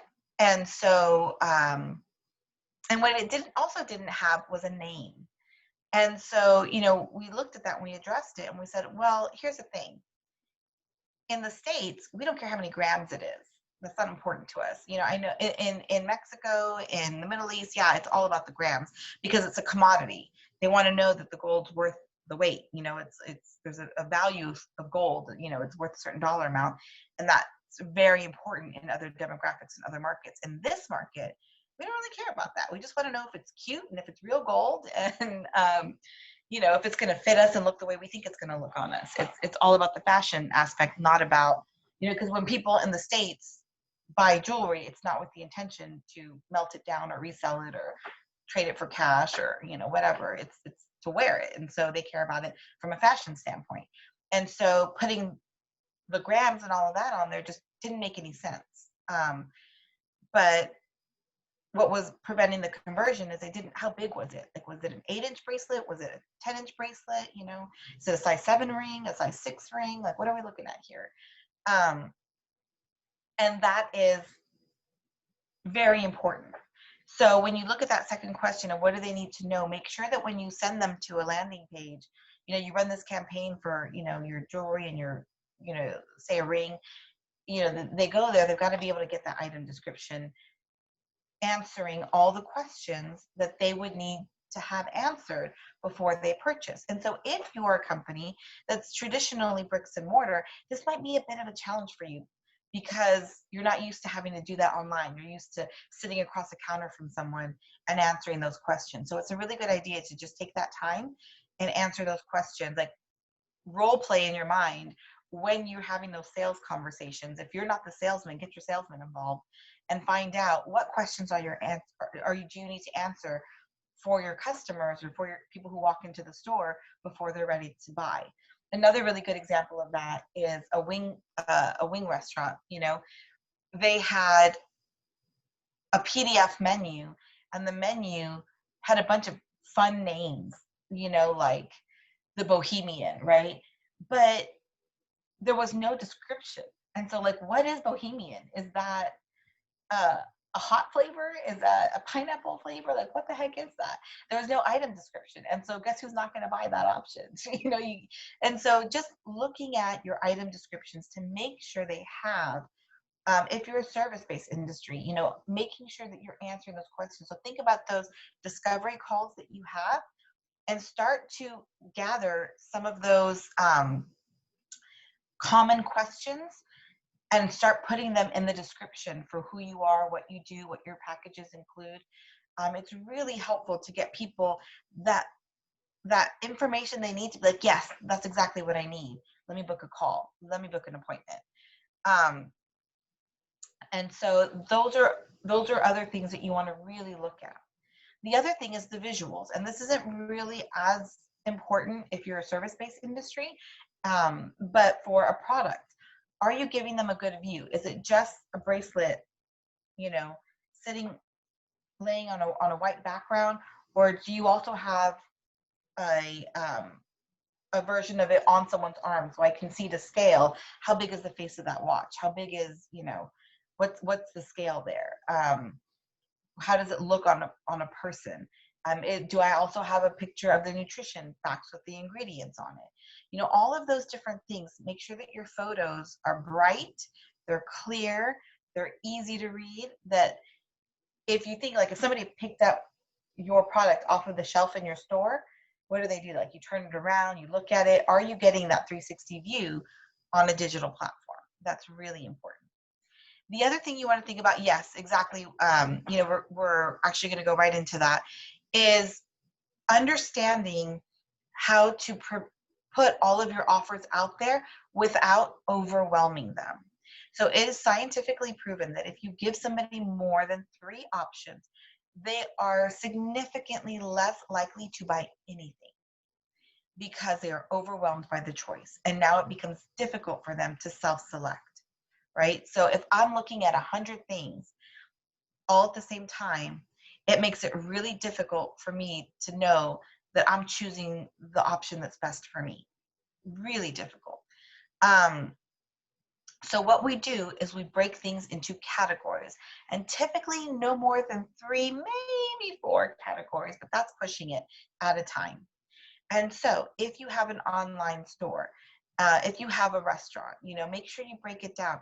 Appetizers, beverages, soups, make sure you break it down by the categories. If it's clothing, tops, bottoms, kids, women. And you can have several subsets of that, but always at a time. So, and also be careful of how many subsets, because remember, you don't want to go too many folders in, because if it takes them too many clicks, then they'll just click off. It's too complicated. So you can have something like a category for clothing, and maybe it's men, women, and kids. Great. And then and when you get into the women's, only give them one more breakdown to go into. So maybe it's tops, bottoms, dresses, or outerwear, casual wear, and formal wear. I don't, and you can give them, a few more in that second category, but that's it. Don't go into like blouses, so don't go into tops, and then again blouses, button-ups, collars, no collars, midriffs, like tank tops, halter tops. Like that's, now you're overwhelming again, and it's taking them too many clicks to get to what they're looking for. And you're being a little too specific, or people might say, well, I don't know, I'm just shopping for shirts right now, or I'm just shopping for a nice blouse. I don't know if I want it to be buttons or no buttons yet, So only categorize it 1 or 2 deep in, and the rest you want to use your sort and search feature or filter features to be able to narrow it down the rest of the way. So that way people who want to browse can browse. People who are looking for a black button-down collar shirt can go straight to the filters and find what they need. So make sure that you are taking that journey with your client. And in our industry, we call it experience mapping. So we look at it like, who is this person? Do they know exactly what they want? Are they shopping for their, end of the year Christmas party little black dress, or are they just people who love to shop and they want to see what's new? And so understand where your customer's at and how they're going to want to see that information and what they would be filtering by. Another thing to consider is, how are you recreating the in-person experience with an online experience? So for instance, how do we create upsells? Amazon does a great job of this. When you buy something, they tell you that you might like this and this and this to go with it. Sure, why not? Right? So how are we upselling? So, in the store, we use a variety of different ways. I'll keep going with the clothing line because we've started with that example. When you go into the clothing line, we have several methods that we use to upsell a customer, right? Whether it's a sales associate who points out the cute shoes that would go perfect with that blouse. That's one implementation. So the suggested sell. And so when you do your cart checkout, how do we do that? How do we create those? Before you go, these earrings would go perfectly with that sweater, matched for you. Another thing that you want to look at is, what's another feature that you go into that stores and bricks and mortars utilize for upselling? The mannequin, right? We've put this entire ensemble together for you. If you want to look like that girl, here's all the things to buy together. And so maybe I just came in for a sweater, but darn, that thing looks cute together, so I'm going to buy the whole set. So do you have a feature reel on your website that's like latest trends or latest outfits, or see what's new, and have some of these like already together, where it's the purse and you can add on all these little pieces like a mannequin set. You can do the same thing with food. How do people usually buy the food? it may make sense for you to pivot your offer a little bit to create like family packs or, you know, party packs, or because it's all pick up and go, you know? So where do you add the upsells, and how do you do the suggested sell? So like in a restaurant, it's all about the suggestive sell, right? Your server comes in, they make you 2 alcoholic drink suggestions, they're to make you 2 appetizer suggestions, they're there to answer questions about the menu that you might have. And so how are you putting these pieces into your website and the other tools that you have in your sequence to answer those questions to get the conversion? And so that was the website portion of it. Does anybody have any questions on the website portion of it? I'm going to show you my website site.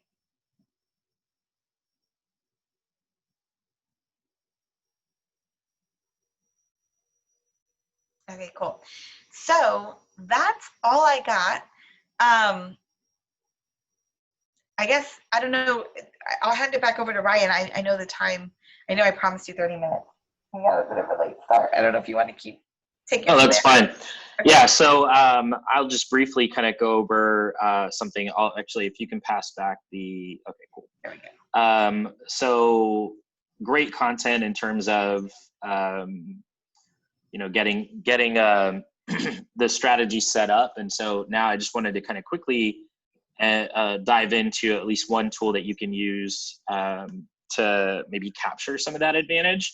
And so we use at LaunchSA Mailchimp, which is a free platform for email management and communications with your customers. I like it a lot. I think it's gotten a little bit more complicated than it used to be. There's a lot more feature sets that they've introduced, but on the flip side, it does have a lot of education and it's aesthetically pleasing. So some people use Constant Contact. There are a whole bunch of other ones that people use. I just tend to like this. This is what I've used at a few different places, and this is what we instituted. So we have a couple different funnels that we utilize, but very specifically, if you sign up for an event, generally you might get added to a newsletter list. You can opt in to our newsletter list from our website, and you can actually get a little bit more specific about what type of information you'd like to receive. If you've signed up for an event before, I believe we also have that option for you to sort of self-segment, which I think is really nice. And we have all the things that Zahra was talking about, such as the segmentation, the automations, and even the audience identification to a degree. So this is just a small sliver of our audience. So we have a lot of people that, you know, are subscribers, but we've had a handful of people that represent folks that we've had in the system before, may have unsubscribed or otherwise. We have funnels that come from different places. So we can add people in manually. We can add them in through Eventbrite. And, you know, there are a handful of other options that the system provides. So there's integrations you can do to have something like a pop-up show up on your website. That's pretty popular. Now Mailchimp even offers you the ability to make sort of a landing page as part of the feature sets that they offer. I won't go into all of that, but essentially, there's a lot of ways to sort of slice your pie, if you will, to kind of give a little bit of depth on, you know, what we do at LaunchSA and really what our funnel looks like in general. So our services are not intentionally online, except due to COVID, they've kind of converted to online. Our primary mode of building an audience is through events. And so ideally, we stack a pretty solid amount of events that, you know, continue on throughout the year. We list them in a number of different places.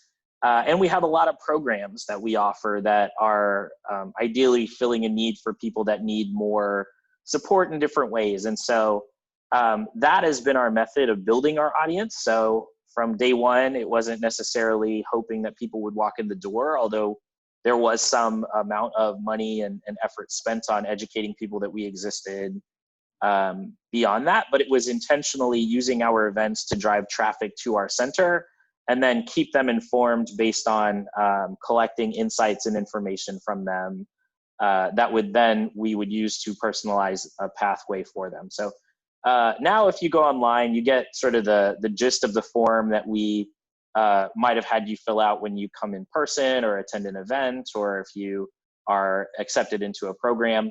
So we try to identify just kind of stages of growth within their business. Obviously, because if you're a mature business, you're probably not going to want to attend the entrepreneurship orientation, for example. That's for people that are prior to business starting. And then we try to get some basic demographic information. So when we do events that are not within our specific space, we want to try to make them close to and socially relevant to the audience that we serve. So we might do something in an area that we kind of know we have a good audience in. We might also choose to do something in an area that we're trying to build an audience in as an effort to establish more of a known relationship. Also, slicing the pie demographically helps if we have anything that might be women specific or specific to military or military families. Or if we have something that's in another language that may come out within our demographic primer, that's something else that we want to do. So, and then of course we want to kind of know where people are coming from and how they're getting to us. We use a number of different inputs to grab that from Google Business, Google My Business, the profile that you can set up for your business for free through Google, Google Analytics, and then also word of mouth and otherwise. So that's kind of an initial SKU, and then kind of a little cool feature. I think it's like $7 extra a month. I could be a little off on that, but as we started to aggregate these emails, because people were coming from all sorts of places, what did we do with them? And how to, sometimes it's really hard to know who a person is when all you have is an email address. So over the course of time, we were able to start asking more demographically relevant questions that helps us slice the pie. But this cool feature that Mailchimp sort of released is predicted demographics. So based on the email addresses and the other touch points that those email addresses may have with other companies that are using Mailchimp and other information that might be available through the internet, it actually can attempt to slice the pie for you. And so of all the, I think it was nearly 9,000 folks within our system, this is an estimate of the demographics that we have based on audience. And what's unique about that is that it'll help you sort of create a segment based on those demographics automatically. So you don't have to go back and say, well, hey, I got to figure out who is in this segment or who might be in that 35 to 44 range. It sort of helps you do that automatically. Again, it's not perfect. Nothing is ever going to be exactly perfect, but it's not bad.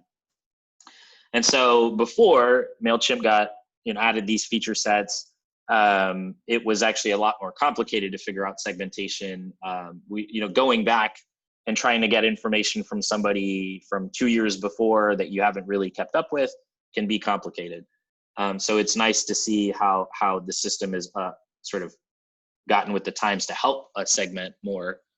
And that includes also the engagement we get through opens. So, with every email campaign, you're not going to always get everybody to open it up. So it's important to, try to re-engage with them. And so that's something that Mailchimp sort of offers initially. And you can see who's opening it frequently sometimes, and then, not so often. You can even slice it by geographic area. So, that's a lot of stuff that I've already kind of talked about, but a few of the other features that I think are really nice to have, which this system allows you to do, are the campaign features, and then also the automation features. So I think it was, earlier this year, we set a goal to try to welcome people into our system rather than just adding them into the system and really not giving them much of an idea of what to expect. And so now if you happen to engage with us, similar to how Zahra would sort of add them or provide them information about maybe a freebie to get them to keep their engagement, or maybe attempt to early on establish a relationship, we are trying to do the same. And so we've created an automated email that when we add new people to our list, or whenever they are sign up for an event and they're new to our system, it'll actually enable us to send an automatic email that has information about what we do and how we offer our services. So really, I think a extremely unique focal point. The system is actually set up for businesses that aren't like ours. Ours is a little less concerned about the monetization, but you can connect with your website. If you do sales online, you can connect with this platform and actually track conversions as well. So if you were to, and I'll show you what some of their templates look like in just a second, so you have an idea of what you might be able to do. Now, granted, this isn't going to be a full-on deep dive, and we'll probably plan something that articulates more of these things and how we use them in the near future.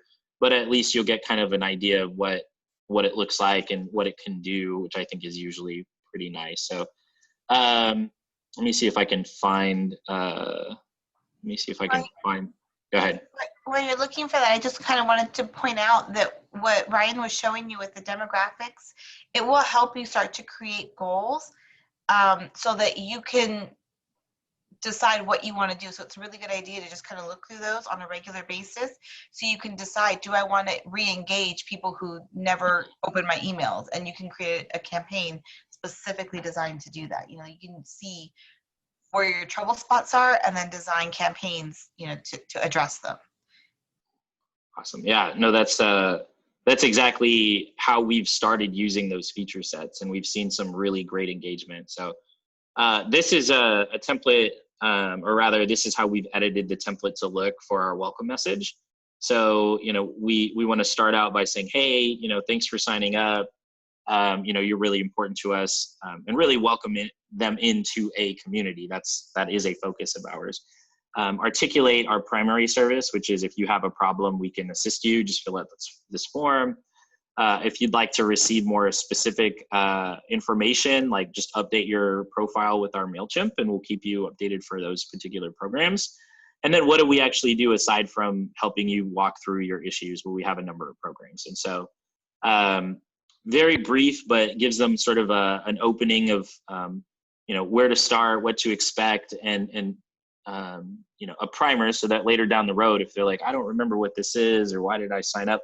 Ideally, that might trigger, oh yeah, they sent me this a day after I was over there. So it's still fresh in their mind. It kind of triggers that association, and just gives us an opportunity to start building more of a relationship. So let me see. It does offer a lot of other things. You can workflow out 1,000 different, you know, variables. If you were selling clothing, for example, you know, you could totally split this into people that buy, you know, short sleeve tops, or people that only buy underwear, or something like that. You could get very granular, but for our purposes, we didn't go there because it's we want to try to optimize for the broadest of our audiences to begin with. So in terms of how the system works for creating those campaigns, I'll just briefly go over this. You can do email. You can, again, do that mapping of customer journey, which will help articulate to you what kind of options you have.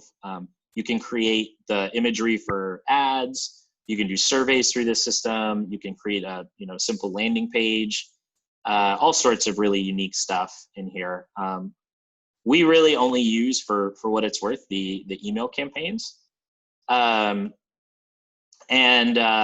We pretty much kind of stick to the formats that we have, which are programmatic or informational or event-based, or sort of an important alert type emails. It gives you all of the deep feature sets that you would hope to have, like A/B testing. If you're unfamiliar with that, it's basically sending out a similar email but with maybe different, like, slight differentiations. That way you can see what's working. So if I was going to send out that welcome email and I didn't know which title worked better, A/B testing would allow me to kind of get that insight. If it was, hey, welcome to Launch SA, maybe that's what you're more interested in. Or if it's welcome to, the new business universe, I don't know, maybe that works out better. That might be an option. So rather than going like through as though I was going to create a brand new template, I'll show you from the options of the templates we already have. So it comes with, you know, various variations that you can stylize however you want once you click through them. And it even comes with built-in templates that probably already follow a train of thought or something that you're attempting to achieve within your own business. So telling a story, making an announcement, selling a product, and it, again, integrations to do all those things, even if you're trying to raise funds or what have you. And, you know, they have themes based on the type of business that you are, or maybe time of year. So again, a lot of really great resources in here. And it's an off-the-shelf tool that I believe if you're somewhere between that 1,000 to 2,000 person or, you know, subscriber range, you get access to for free. So, you know, if you're really starting out, there's almost no reason that this should be cost prohibitive. As you grow, obviously the price pointing does kick in, but I still find it to be a really solid system for us. So let me see if I can jump to one of the templates that we have already created. Or let's see what happens if I click this real quick. So within the system, it's pretty much drag and drop. Whatever you want to do, it articulates exactly what you need to put into the buckets that you get. And if you want something new, you can just literally drag it from the right-hand side. I promise they didn't pay me to say any of this stuff. I'm just kind of a fan of what they do. So imagery, same thing, just drag and drop. You can swap things out with a click of a button. You can make things bigger or smaller.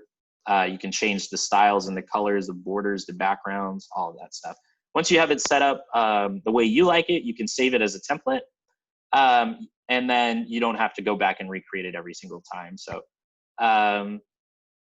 yeah, so I like I said, I just wanted to provide a quick insight as to a system that we use, rather than going, you know, so granular into it that you'll get confused. But it's probably my favorite one.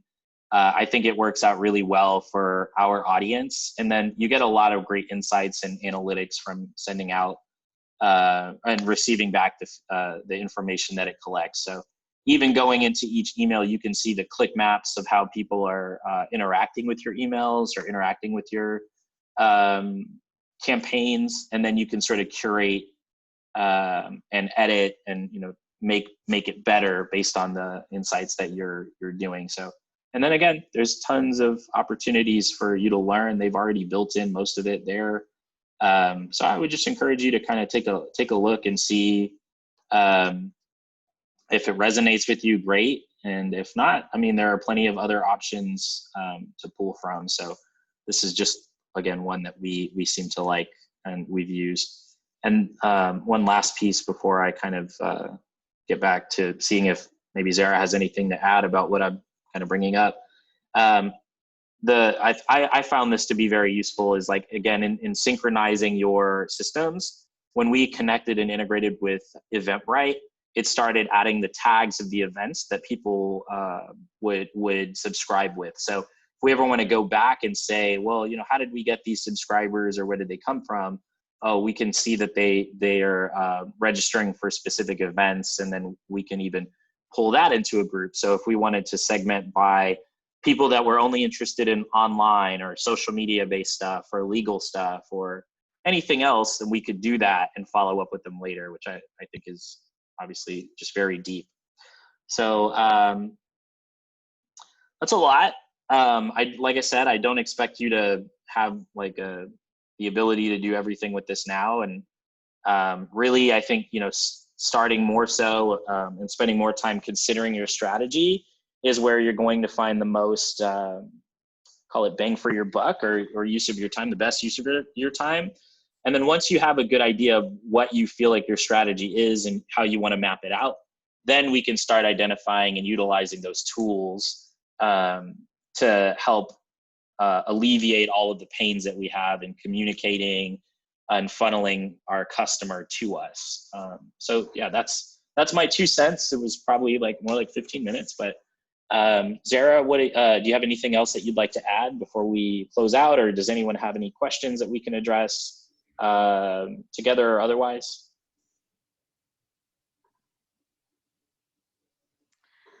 I mean, I'll just say that there's like so much more that I wanted to talk about that that was me, believe it or not, editing myself down because I can really go through the rabbit hole.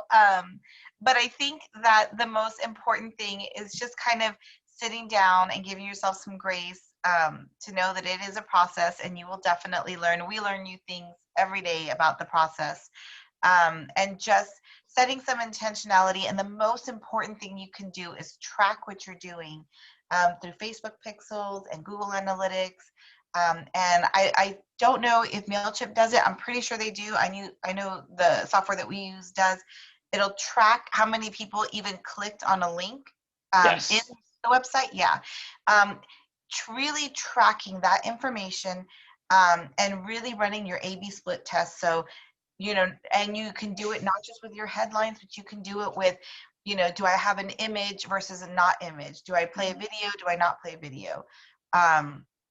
All kinds of stuff like in the emails you send, and really tracking them so that you can see what result they have. And that will help you to make a better educated guess the next go around. Right. And I would say, I think that you really hit it on the head, Zahra, when you said, give yourself some grace. Like, you know, honestly, if I could go back in time, or if I could reinvent the way that we've communicated and how that's evolved over time, then I would probably have made some different decisions and some of the data would be cleaner. But, you know, start off small. Don't feel like you have to say everything all at once. Like, start off with, one message, and then if that message seems to be received well, then see what happens when you put 2 messages in, or, start adding a link, or see what a video does, and, evaluate piece at a time. Don't feel like you need to evaluate everything all at once. It's much easier to sort of slowly add stuff and test it out, and then also gauge that, if you add more stuff, what does that look like as well? So yeah, I think that's the big thing here, is not just, it doesn't have to be perfect. The goal is to just be better and cost you less with better results than it did the last time around, and that's the big thing. Yeah. And even if you choose to only measure one aspect of a campaign or a strategy that you implement, that's perfectly fine too. As you grow bigger and these things get cleaner, then you can start to really detail in and say, are the colors the bigger factor, or, versus the words were the bigger factor. So, don't beat yourself up. Try things out, but be happy with, trying them out one at a time, I think. Okay. Well, I, appreciate all of your time for participating. We do have this being recorded, so, we'll be able to share it later if you're interested in kind of getting another look at it. And then we're going to be having another set of sessions next week that are in line with this Launch Essays, Launch Online series, which will ideally highlight some of the better points of getting yourself effectively online as a business. So if you're interested in that, you can find them on Eventbrite. You can also find them on our Launch Essay website. Other than that, I really appreciate your time. Zahra, I super appreciate your time as always. I think you're amazing, and I love hearing the way that your mind works and all of the strategy that I'm doing wrong. I just like learning from you. But yeah, if there's anything else or any other questions, comments, or feedback, feel free to email us or send us a message, or anything else that you'd send a carrier pigeon, and we're happy to help however we can. It was tons of fun. It always is. Thank you. Okay. Well, thank you guys. I'm going to go ahead and close it out. So I appreciate it and hope to see you in the future.